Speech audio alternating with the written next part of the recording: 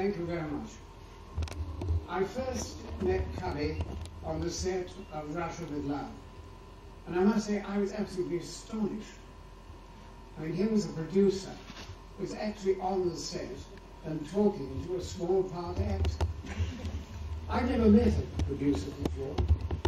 Well, that isn't quite true. I did meet Walter Wanger at a St. David's Day dinner, a lunch, I beg his pardon, in Rome when we were making Cleopatra. And Richard Bertner decided that he wasn't going to work on St. David's Day. And we had a very prolonged lunch. This went on and on. And Burton became more and more expensive.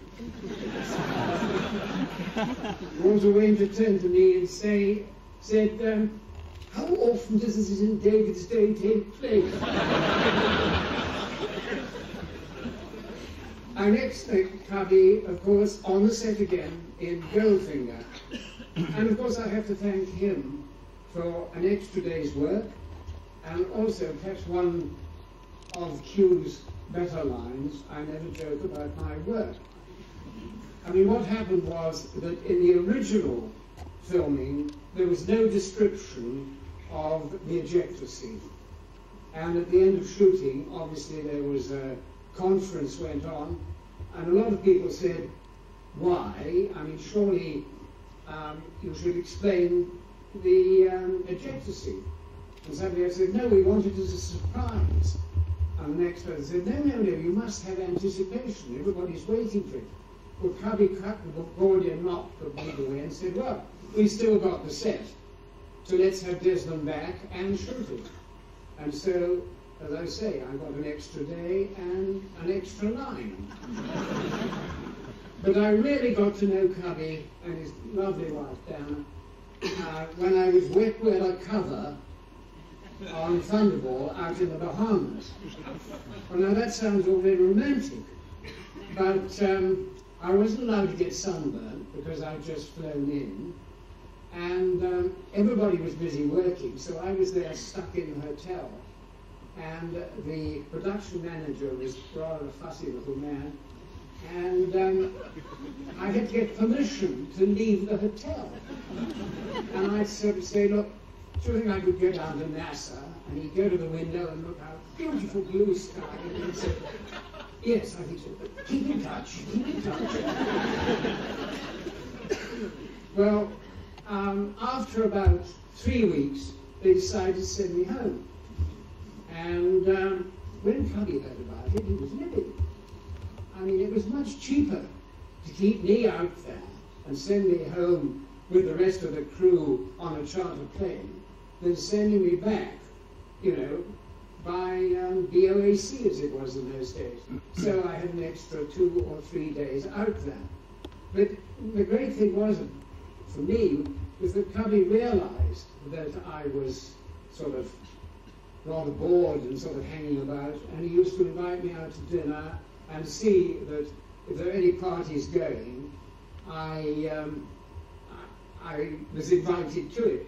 So I must say I had a very pleasant time out there.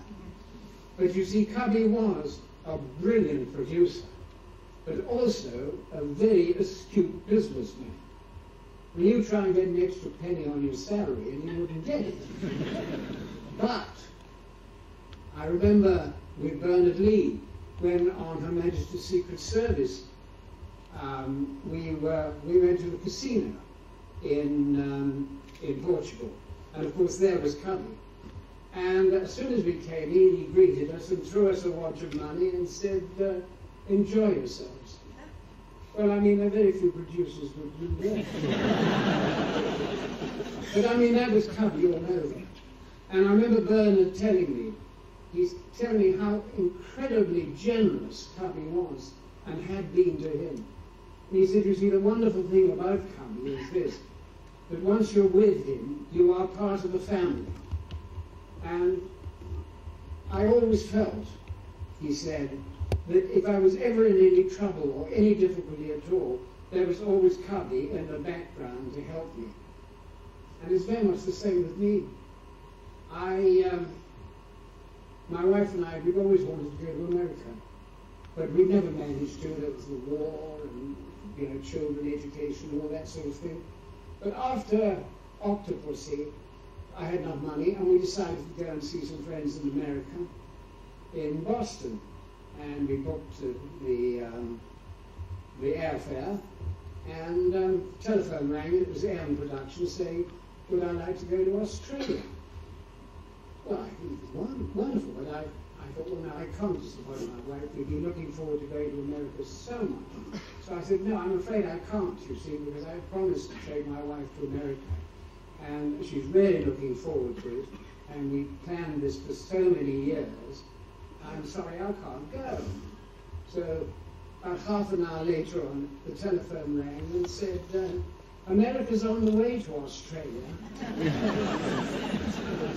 And they said, right, fly out to Boston, have your holiday, and then we'll fly you down to Los Angeles, put you up in a hotel for the night, and then we'll fly you to Australia. And I mean, what other company or producer would do a thing like that? I mean, it's quite fantastic. And I had an operation, you know, for a bypass, and of course immediately from Cubby came an enormous great bowl of flowers with a little note saying, if you want anything, or if anything I can do for you, please let me know. And I remembered Bernard's that he told me, and I must say, I felt very much like that with Cubby. That if ever there was any difficulty or anything like that, I could always turn to him, because he was the most generous and kind man. You know, bonds don't come, bonds don't go, so may money pennies and end, but few remain.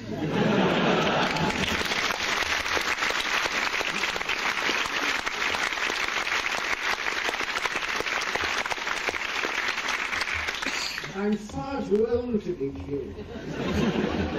I should have retired years ago. And Cubby had the marvelous chance with the putsch after License to Kill. But luckily, he kept me on. And I have to thank him, and of course Barbara and Michael, for still keeping me on. Thank you very much.